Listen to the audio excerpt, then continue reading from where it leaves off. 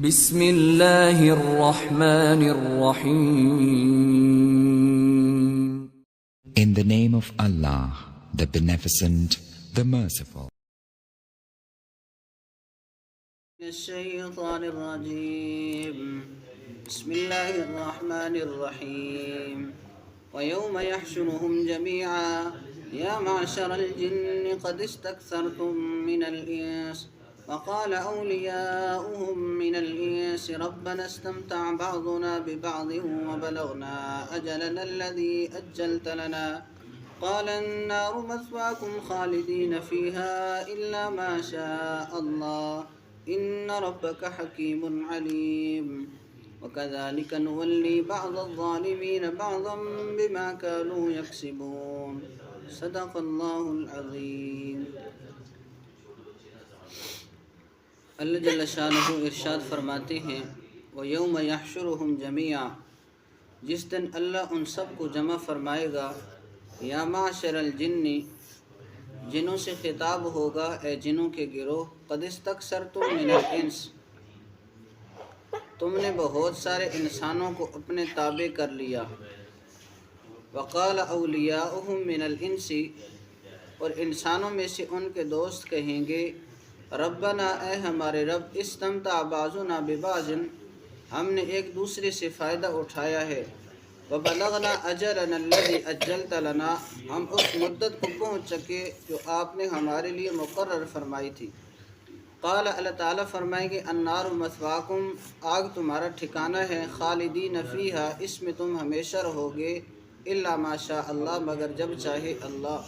ان ربک حکیم علیم، بے شک آپ کا رب حکمت والا ہے، علم والا ہے. وکذالک نولی، اسی طرح ہم قریب کر دیتے ہیں بعض ظالموں کو بعض کے ساتھ. بما کانوا یکسبون، اس وجہ سے جو وہ عمل کرتے ہیں. اس آیت مبارکہ کے اندر اللہ تعالیٰ یہ ارشاد فرما رہے ہیں کہ جس دن اللہ ان سب کو جمع فرمائیں گے. اگر دنیا کے اندر آج ہم کوئی مجمع لگاتے ہیں، جس مجمع کے اندر تعداد تھوڑی زیادہ ہو جائے تو انسان کہہ اٹھتے ہیں کہ یہ مخلوق کہاں سے آ گئی. لیکن جب اللہ تعالیٰ میدان محشر میں تمام اولین آخرین انسانوں کو جمع فرمائیں گے، اور اسی طرح آج دنیا کے اندر ہمیں جنات نظر نہیں آتے، فرشتے ہمیں نظر نہیں آتے، آخرت کے اندر وہ بھی نظر آنا شروع ہو جائیں گے تو وہاں پر کتنا مجمع ہوگا. تو اللہ تعالیٰ ان سب کو جمع فرمائیں گے اور جنوں سے خطاب ہوگا اے جنوں کے گروہ. اس آیت مبارکہ کے اندر جنوں سے خطاب ہے. سورہ یاسین کے اندر انسانوں سے خطاب ہے.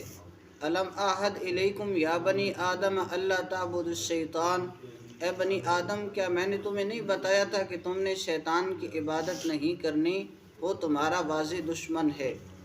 تو اس آیت مبارکہ کے اندر جنوں سے خطاب ہے اے جنوں کے گروہ. قد استکثرتم من الانس، تحقیق تم نے بہت سارے انسانوں کو اپنے ساتھ ملا لیا، اپنے تابع کر لیا، ان کو راہ راست سے گمراہ کر دیا.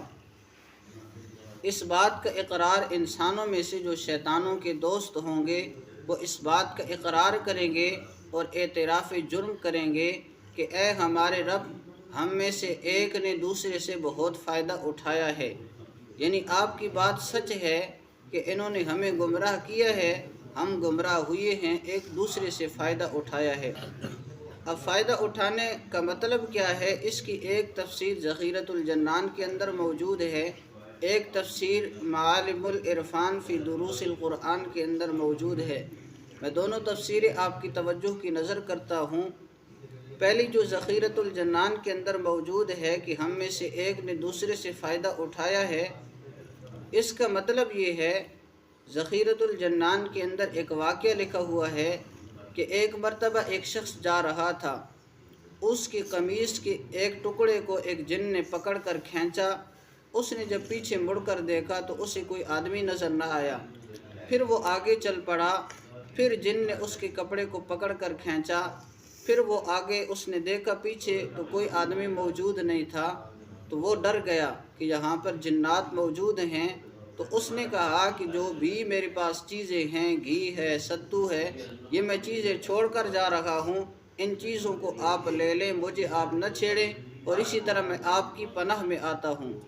اور یہ انسان نے جب شیطان کی اور جن کی پناہ لی تو جن جو تھے فزادوہم رہقا، ان کی سرکشی کے اندر اضافہ ہو گیا، اور گویا کہ اس طرح ایک دوسرے سے فائدہ ہوا کہ جو جنات تھے ان کو یہ فائدہ ہوا کہ انسان ان کی پناہ میں آتے ہیں اور ان کے لیے اپنی چیزیں چھوڑ جاتے ہیں، اور انسانوں کو یہ فائدہ ہوا کہ انسانوں کو جنات نے چھیڑنا چھوڑ دیا۔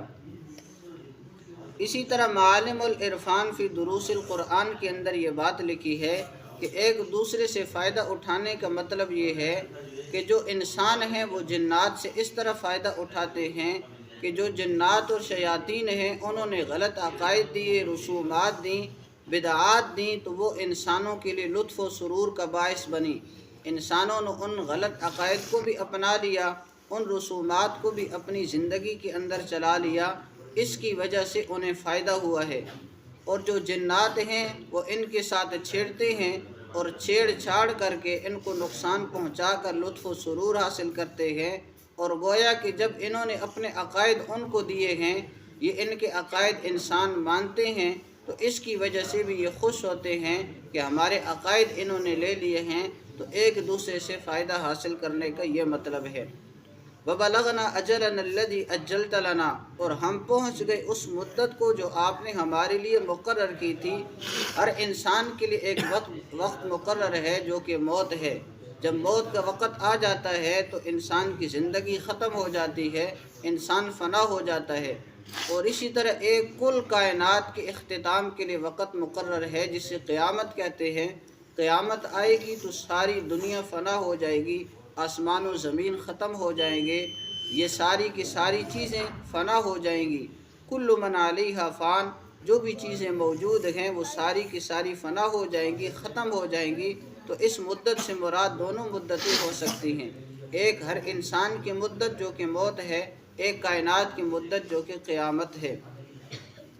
قال النار مثواکم خالدین فیہا الا ما شاء اللہ، اللہ فرمائیں گے کہ اب آگ تمہارا ٹھکانہ ہے، جہنم تمہارا ٹھکانہ ہے، اس میں تم ہمیشہ رہو گے مگر جب چاہے اللہ۔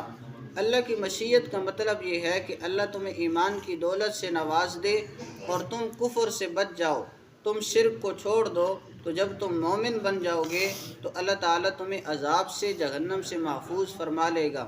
اسی طرح اللہ کی مشیت کا ایک مطلب یہ بھی نکل سکتا ہے کہ جب جہنمی جہنم کے اندر پانی مانگیں گے تو اللہ تعالیٰ ان کو پیپ پلانے کے لیے اور اسی طرح کھولتا ہوا پانی پلانے کے لیے تھوڑی دیر کے لیے جہنم سے نکالیں گے، تو اس سے مراد یہ جہنم سے نکلنا ہے۔ تو لہٰذا اللہ کی مشیت میں جب تک ہے اللہ تعالیٰ ان کو جہنم کے اندر رکھیں گے۔ ان ربک حکیم علیم، بے شک آپ کا رب حکمت والا بھی ہے، علم والا بھی ہے، یعنی آپ کے رب کے علم کے اندر تمام چیزیں موجود ہیں، اسی وجہ سے اللہ تعالیٰ نے تمہارے لیے جہنم کا فیصلہ فرمایا ہے، اس لیے کہ تمہارے اعمال، تمہارے عقائد ایسے تھے کہ تمہارے لیے جہنم تھی، اس لیے کہ نامہ اعمال انسان کا ہر وقت لکھا جا رہا ہے اور اس کے اندر ہر چھوٹی بڑی بات لکھی جا رہی ہے۔ انسان جب اپنے نامہ اعمال کو دیکھے گا تو انسان کہے گا ما لہذا الکتاب لا یغادر صغیرۃ ولا کبیرۃ الا احصاها، کہ اس کے اندر تو چھوٹی بڑی چیز، ہر چیز موجود ہے، میرا ہر قول و عمل موجود ہے، یہ کیسی کتاب ہے؟ تو لہذا اسی کے مطابق اللہ تعالیٰ فیصلہ فرمائیں گے، اور اللہ تعالیٰ حکیم ذات بھی ہیں، اللہ کا کوئی فعل حکمت سے خالی نہیں ہوتا۔ وَكَذَلِكَ نُوَلِّي بَعْضَ الظَّالِمِينَ بَعْضًا بِمَا كَانُوا يَكْسِبُونَ، اسی طرح ہم بعض ظالموں کو بعض کے قریب کر دیں گے۔ نولی کا ایک معنی یہ ہے کہ ہم ان ظالموں کو ظالموں کے قریب کر دیں گے، یعنی ان کا آپس کے اندر قرب ہوگا، آپس کے اندر تعلقات ہوں گے۔ جس طرح دنیا کے اندر ہر بندہ اپنی لائن تلاش کرتا ہے کہ میری یہ لائن ہے، میری یہ فیلڈ ہے، تو میں اس جیسے ہی بندوں کے ساتھ بیٹھوں، اس جیسے ہی لوگوں کے ساتھ تعلقات رکھوں، تو آخرت کے اندر بھی ایسے ہوگا، ظالموں کو ظالموں کے ساتھ ملا دیا جائے گا۔ وَامْتَازُوا الْيَوْمَ أَيُّهَا الْمُجْرِمُونَ، اے مجرموں آج کے دن تم علیحدہ ہو جاؤ۔ اور اسی طرح پھر جس درجے کا گناہ ہوگا اسی درجے کا انسان کو گروہ مل جائے گا، اگر وہ مشرک ہیں تو مشرکوں کے گروہ میں شامل ہو جائے گا، کافر ہے کافروں کے گروہ میں شامل ہو جائے گا، منافق ہے منافقوں کے گروہ میں شامل ہو جائے گا۔ یعنی جس بھی کیٹیگری کا وہ بندہ ہے، مشرک ہے، کافر ہے، منافق ہے، نافرمان ہے، فاسق ہے، اس کو اپنا گروہ مل جائے گا۔